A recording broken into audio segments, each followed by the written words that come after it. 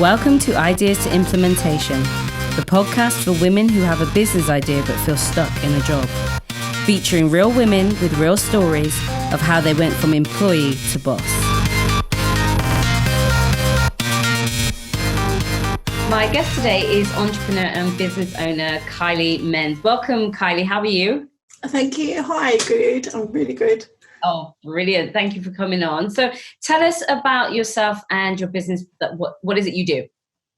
Yeah, it was so exciting. So I'm known as the Cashflow Queen. That's my sort of nickname I got given because basically I just really love to, how do I describe it? I love to help entrepreneurs who have a gift and then they get to share it with a wider audience place online. So I like to help someone grow who are working one-on-one. They love what they do. They're really passionate about what they do. And then showing them a way that they can go and scale faster, basically, and use the online leverage, which I fell in love with the internet world. Awesome. So how long have you been doing that and what were you doing before? So what was your job or your career before that?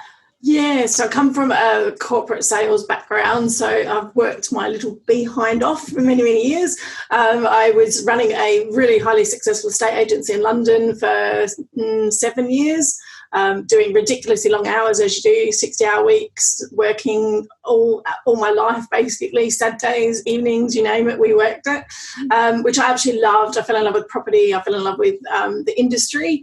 And I progressed very, very quickly because I started as a negotiator and become the first female manager within 2 years, and then ran that branch really successfully, took over market share in the area, and loved what I did. But of course, I got burnt out, worked too hard, did all that sort of thing. So then I left work for the first time and failed miserably. The entrepreneurial world didn't take off for me straight away. When I left, and the biggest thing I found was the insecurity of not having the monthly paycheck coming in. So I ended up, but I learned to Forex trade, which is really random. Don't ask me how, but I learned to Forex trade in between. But my broker went into receivership literally overnight, and I literally had 15 grand worth of income tied up that I couldn't get to. So it was like, back to work. So I went back into headhunting, into recruitment, which again, I was good at, loved it. But I realised then that I was tired of working for someone else.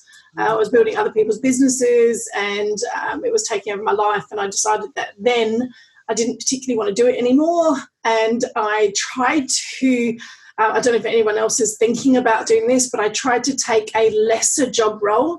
And that's no insults to other job roles, but I was trying to take a lesser job role to stop working ridiculous hours so that I could start to build my business part-time. That didn't work. I got sacked 3 times in 6 months. And that was mainly because I was too good at what I was doing. And of course, I just couldn't sit there and do nothing. So I took over. People didn't like it and just got on with it. That didn't go very well.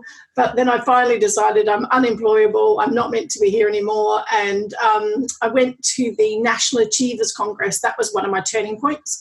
Yeah, so I went to National Achievers Congress, and that was where I got my eyes open to the internet marketing world. And so I started internet marketing. I was originally doing affiliate marketing, so I was selling other people's products and programs online because even though I was in sales and I was great at what I did, I kind of felt like I didn't have a skill set to transfer online.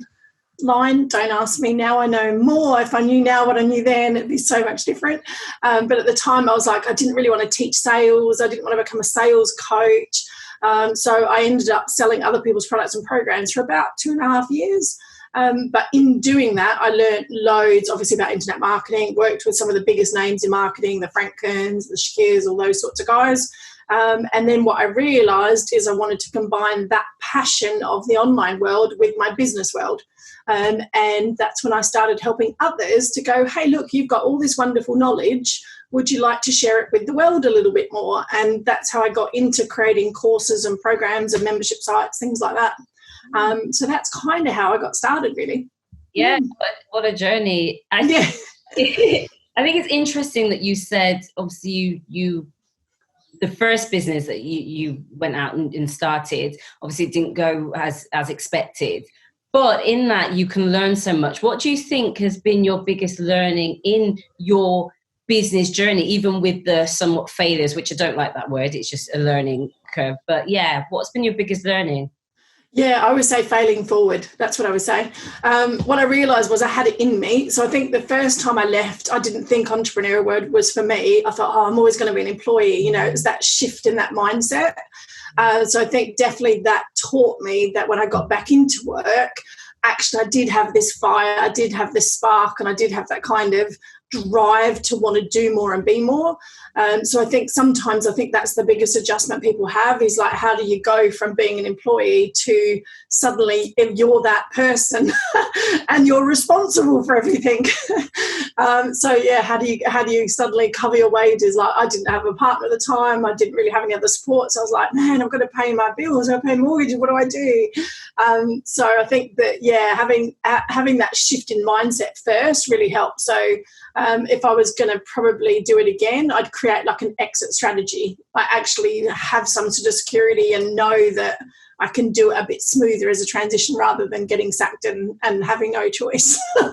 Great advice, because I think that's a lot of the time, what holds people back. It's kind of thinking, well, how do I manage leaving the security? And then also sometimes the other way, people do just step out but don't have a plan and haven't really thought about how am I going to sustain myself and also deal with when things don't go the way you expected. Yeah. Panic and go back and get work. But I guess in a way though, that's a learning point as well, because you're not a failure if that happens. Like, I think there's so much stigma on you come out to be an entrepreneur and you're failing and you're struggling, and I see people get further and further into debt, and it's like, actually sometimes you need a job to actually just get you through. That doesn't mean you're a failure either. So I think that's probably something learning for me, where I didn't let that stop me. I used it as a stepping stone then to go, okay, what do I really want to do now, and how can I actually get into this world? And that's when I started exploring some events and started to looking for, like you said, some mentors that had done it and teams and things like that. So I think there's a bit of a stigma around having to go back and get work sometimes. And I'm like, actually, sometimes that's the best thing to do, because it takes that pressure away. It takes the security pressure away. And then you can build your business as you go, or create a proper exit plan. And like you said, work with someone that's done what you want to do. That helps. Fast track. Yeah, no, definitely. Advice. So how did you go about sort of marketing yourself when you started your business? Because that's another thing that people think, well, how do I get clients, with this business? How did you go about doing that? Yeah, I think initially the thing that I struggled with the most, and I like sharing struggles as well because you learn so much, was that I didn't really choose a niche very fast. And what I've realised is actually when you're getting first started, it's really, really important to understand who that ideal client is. There's no two ways about it. If you don't know who you're wanting to attract in, you won't attract them into your business. So you really have to get clear on who you want to work with. And sometimes that's really hard to do. It takes a bit of time. It takes a bit of testing with different clients as well. To see where you gel. But the faster I think you can get to that process, the easier you can bring clients into your business. Obviously, we are in a privileged world in the fact that we have all this social media, but it can also be overwhelming at the same time. So for me, like, when you think years ago, you had to put an expensive advert in a paper, you had to put an expensive magazine article or whatever, or get onto radio, it was going to cost you thousands. So we're in a very privileged world in relation to the media outlets that we have access to for free. But as I always say, suggest is accept one, take one, and then work on that one, so that you can focus and actually just build your following. Because once you start to build that client responsibility, people want to know that you're going to show up when you're starting your business. They want to know who you are. They want to get to know, like, and trust you. So the more you can choose just one method and focus on that one method, you'll build out following in a community fairly fast. Yeah. But good old people skills, like, I'm a bit of an old school sales girl, so I'm like, hey, get on the phone and have conversations. Especially if you're getting started, like, don't be scared of the hustle. I think that's the key thing for me when I'm first getting started. Everyone talks like I'm a sales funnel girl, so I love systems and I love automation. But again, I see people getting started with that, and then they're so in overwhelm of technology and fancy stuff, they're actually just not doing what they need to do to get clients. So, sometimes you've got to get back to basics to secure your first 4 or 5 clients. Then you can start to think about, can I automate? Can I bring people in automatically? So I get really frustrated with even my course industry where people go, just go and create a course and sell hundreds. And you're like, it doesn't quite work that way. You need an audience to sell to. It's like you need people coming into your shop. So I get a bit frustrated with that as well. You get sold the dream of just let's create a course and everyone will sell it. And it's like, it takes a little bit more work than that. So go back to old school with clients. Yeah. Get really clear. I think that is so key what you're saying there, because we can end up spending a lot of money and a lot of time developing something and with no clue that anyone's going to want what you're selling. You haven't done any market research. You haven't gone out and spoken to like what you're saying there. And it's a trap that a lot of people fall into. Yeah, and the other one's the big website trap. Let's spend thousands on a pretty website. And I've got a client at the moment that was looking at starting a group program, and she was like struggling with her audience and her concept. And then I've just found out she's just gone and spent thousands building a new website. And I just said to her, why? Like, you don't even know who you're going to be selling to. And I can't understand how you can get a content message right on a website if you don't know who you're actually working with.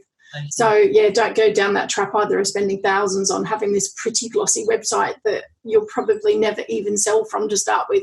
Yeah. So it's like build your networks, have some conversations, start that way. So talk to people, definitely. I think you said we're in a privileged position to get on the phone, even during this lockdown that we're in, Zoom, and, we've got access to the world basically. I mean, we can reach any country in a matter of moments. That's it. That's the power of the leverage, which I love, is the power of online, is you can go anywhere. But I've really gone back to, especially in lockdown, really gone back to old school conversations in lockdown, purely because most people are nervous, and where they're spending money, they're being very careful where they're spending money. So, it's a little bit more hand-holding process going on in relation to, converting clients. And, but I've had my 2 biggest months for the last 8 months, which is great, but it shows. And that is purely down to clarity, like really specific clarity, the value you offer, making sure that you are hand-holding, because people want that extra bit of support right now. I think people are a little bit over the kind of the courses and the things like that they're not getting the support they need to move forward. So I think that, making sure that you understand your own value, I think that's really, really important when you're getting started. And acknowledge that. I think we really underestimate our own value. Yeah. Oh, yeah. We don't like to shout about ourselves and just tell people what we can do. No, people say to me I'm the best kept secret. So don't follow what I do on social media. I get that all the time. My clients go, but why aren't you doing it? Don't. I just do it for everyone else. It's like, So you have to get visible. There you go. Learn from me. Get visible. Yeah. Because there are some people, like being fun, but there are some people that are really visible and maybe don't deliver on what they're actually saying. And then, like yourself, great at what you do, and then not many people know about you. So so my clients love me. I get loads of recommendations and referrals, and it's funny because obviously I built an internet marketing business. I bring clients in online, but my biggest clients and my high ticket clients all come from referrals and recommendations, which I can't complain about. It's great. But that's where it shows you the power of those sorts of conversations, I think. Definitely. It's a bit of both. But also recommendations you want. That means you're living up to and you're delivering. Yeah, and I always say to people, you can't live off them though, because obviously for me, that's where sales funnels come in, because they become unpredictable. Right. So you don't want to build your business on unpredictability, because that will kill you and send you back to work. Because that's the fear factor of like, where's my next client coming from? And that puts people into overwhelm a lot of the times. So you have to have some systems to even bring people into your network, bring people into your community in a way. So exactly like this, doing this sort of show, like having your own podcast show, brings people into your realm, brings people into your audience. So making sure you've got some way that they get to know you, so that you can then obviously potentially convert them into a client. Good advice. Yeah, thank you. So Kylie, how do you balance life and business? Because this is got a lot of what people struggle with. Really great business and, high tickets, but life. Life, yeah. Well, lockdown I've hated because I'm a traveller, so I'm always travelling. I think the key thing is, obviously I'm very privileged because we're privileged and not privileged because I don't have children. That's a good and a bad thing, I think, during lockdown right now. But for me, it is making sure that you still find that time for yourself. One of the things, especially during this time, I've got really good at is I've set a routine. So I really struggled. And actually, when I first left work, this was one of the biggest things I struggled with, was I'd come from a very structured corporate environment, and obviously a very sales-driven environment. So, of course, when I left, I avoided that like the plague. I was like, oh, what's numbers? I'm not looking at numbers. I'm not tracking any figures, that sort of thing. You avoid it. But actually getting back into a routine and kind of giving myself time. Like, I don't take client calls before 10 o'clock. Right. So I always give myself the morning now to do my fitness regime, to have some journaling time, to have some time out just to myself even before my mad day starts. So making sure you protect your time is really, really important. And people get used to it then that you're not available till after that time. So making sure that you, I guess, in a way, diarise in your self-care. And that may sound crazy, but it's like I have to literally block out times. And my high performance coach I work with said to me the other day, he said, I bet you if someone rang you for a VIP day tomorrow, you'd be able to work around it and fit it in. So he said, why can't you work around a half day off for yourself? Yeah. And I was like, he's so right. And I would have done. And that's when I started diarising time out for myself, because I was like, well, if a client wanted me, I'd be there, and I'm as important as my clients. Yeah, that's tell people all the time, we've got to do it, because our health, mental health, physical health, that is paramount, because like I say, we're no good to anyone if we're sick. So no, and I've really, really appreciated that during this time. Like, one of the things I've really upped the ante on is my fitness, my health, my routine, like giving myself some time out, especially because I work from home. Like, I could literally work 24/7 now over the last 12 weeks because there's not much else to do. I'm like, I'm at home, I'm bored. And so I had to really push myself to have downtime. Yeah. Yeah, no, that's it. So what's been your greatest achievement in business so far? In my business, I think watching my clients grow. So like, one of my clients did 200K on the program we created last year for her. So, and that was the first time she'd ever launched a program. I really love watching my clients get out there and realize, and it's the small wins as well. So like, I've got one client who went from just charging £100 to now charging 2,000. And that for me is a big win. I love that, where they go, wow, I'm not just trading my time for money. And that's really, really important for me. So yeah, that's my biggest achievement, is my clients' results, because I love them. Really? And they work hard. Great. And I think just wanted to pull out something you said there about even the small wins, because we, especially as women, I hate to generalize, but we struggle with that sense of just celebrating ourselves, even the small wins. But I think that's really important, because we get in a habit of doing that. Then when we get the big wins, we're used to celebrating, and it's good for our mental health. It is good. Yeah, I've actually started a little, someone told me about a little jar. So I've got a jar on my desk, and every time I have a small win, I put it in the jar. And what she said, if you're ever feeling down or you're ever feeling like things aren't going the right way, just start to pull them out and read them back to yourself. And I thought, what a powerful thing to do, because it was just acknowledging how far you come sometimes. And I think, especially as a high achiever, like, I'm really driven and really focused. I'm always on to that next thing. I'm like, I've done that, right, now what's next? And and again, stopping myself to go, wow, actually I'm allowed to treat myself here. Or, I've set myself now certain rewards every time I hit a certain goal point as well. And I have to go and treat myself with something completely ridiculous that I would never normally buy. And it's really been really rewarding. It's like, wow, I just did that. And I was like, I would never have done that or spent that on it. Because like you said, I'm not a big spender. I don't do I'm not very materialistic world. Whereas if I was traveling, that'd be different. Yeah. Mine's always like, let's book another flight somewhere. Yeah. I've been struggling with that at the moment. So I've had to reward myself in other slight ways. Yeah, but you're doing it. And it's the principle, isn't it? And it is. Yeah.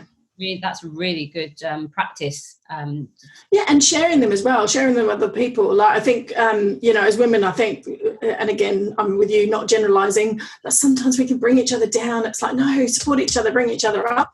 So I'm part of a really good, of my own sort of personal development network where we celebrate those wins all the time. Like we literally have to force ourselves to do videos to share them. And that's been a real experience for me because I don't like bragging about myself. I don't talk about myself very much. And so, of course, I've had to do videos every time I've done something. And I'm like, wow, I'm actually here talking about this again. But the feedback has been incredible. So I think that that's where we need to condition ourselves a little bit in a way to do it in a way that serves others. But, you deserve to shine. That's the key. Women deserve to shine. Yeah. No, definitely. That's it. And don't worry about who doesn't like it. I mean, there's enough light for us all to shine. And that's it. Exactly. Yes. I mean, sometimes we concentrate on the one person who doesn't like it or is talking about us and not the other 10 who are celebrating alongside us or are encouraged by what we're saying. Yeah, I've learned to not worry about other people's opinions anymore. I always say to people that my line is always, people are going to have an opinion, whether you do what you want to do or whether you don't. So at least do what you want to do because you're going to get an opinion anyway. Yeah. So I'm very much like that now. I've kind of turned that corner. Yeah. That's it. So how do you deal with sort of obstacles and challenges that come with business because that's inevitable? How do you sort of manage getting over those obstacles and keep on going? Yeah, I think especially as women, you have to have a good support mechanism. So I think you've got to know who you can turn to for the right things. So I have a personal development coach. It's one of the biggest challenges I set myself this year was to work on me alone. And I think for the first time ever, I'm working with a coach that doesn't teach you tactics and strategies. It's purely about working on yourself and bringing the best out in you. So that's been my biggest thing I've really loved over the last 4 months. So I think having a support mechanism, someone you can turn to. And then I think also realising that no obstacle's not, I don't really believe there's an obstacle. I believe there's challenges and you can get around them in different ways. Because I think that what you don't know, someone else will know.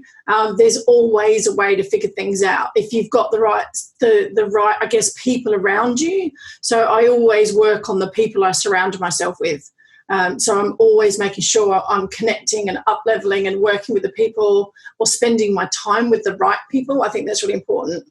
And knowing where those people are to turn to. So like, I know I've got mum if I need some emotional support, she'll praise me up no matter what I'm doing wrong or what's going on. And then, I've got my friends that I can just go out for a dance with and not think about work. And I think that's the thing as well. Like I don't really involve them in my work career. Right. So they're my outlet. So I just go and have fun with them and switch off. Yeah. And then having the people that I can turn to know where I'm going and they're above where I want to go. Yeah. Because I think that's the other thing, taking advice from the right people. Yeah, and having people, in certain categories without sounding too, But, No, it's really good. You need that.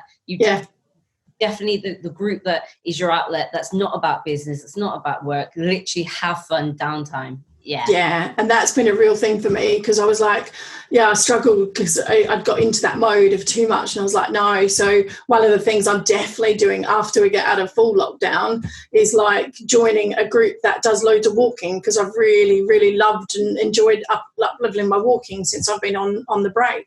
And it's like, so I want to make sure I surround myself with people that do that on a regular basis. Yeah. So, and I think that's the thing where whenever you're up-leveling yourself or doing things for your business, make sure you're surrounding yourself by people that are doing what you want to be doing, whether that's a financial target or whether that's a personal target. Yeah, brilliant advice. Yeah. So just that's the sort of 3, to wrap it all up and succinct, and 3 pieces of key advice that you would give to a woman now listening who wants to start a business, been hesitant, has lacked confidence. What 3 short key pieces of advice would you give? Yeah, so I was going to, I think the biggest thing for me is that you can do it. So I've changed kind of what I was originally thinking about, but because I think that the thing for me is that if someone else has done it, you can do it. So I 100% believe that. So if there's anything that you want to achieve or do, there's no way that you actually can't do it. It just takes whatever it takes to get there. I think that don't overcomplicate things. The second one is, definitely don't overcomplicate, because I see so many people trying to do so many different things. So I generally work on one key gift, one program, and then get yourself out there for at least 6 months. And you will have success if you just focus. There's too many shiny penny syndromes going on where people go, I've got to do this, and listening to 10 different mentors. Choose one thing that you want to do and focus on that one thing for at least a year. And don't do it all alone. Have fun. It's meant to be a fun journey. Enjoy the journey as well. Yeah, brilliant, Kylie. That's key. That's just awesome advice. And how do people get in touch with you? How do they contact you? Yeah, I'm on LinkedIn a lot at the moment. So it's just under my name, Kylie Menz on LinkedIn. Or I have my Facebook community, which is called Expert to Impact Community, and they're welcome to join me in there.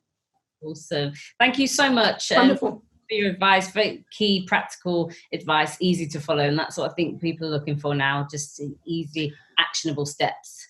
So. Yeah, I tend to be known as the no fluff coach. I was going to say something else, but no fluff coach. Straightforward. It's just like, let's get it done. And implementation is the key, because just take action. That's what it comes down to. Yeah, I that's the other thing. I see a lot of women that procrastinate, and they sit, and I understand this kind of wanting to attract it in and wanting it to be perfect. But I'm about, like, it doesn't have to be perfect. If you just get started, it will actually become perfect, because you'll develop and you'll grow.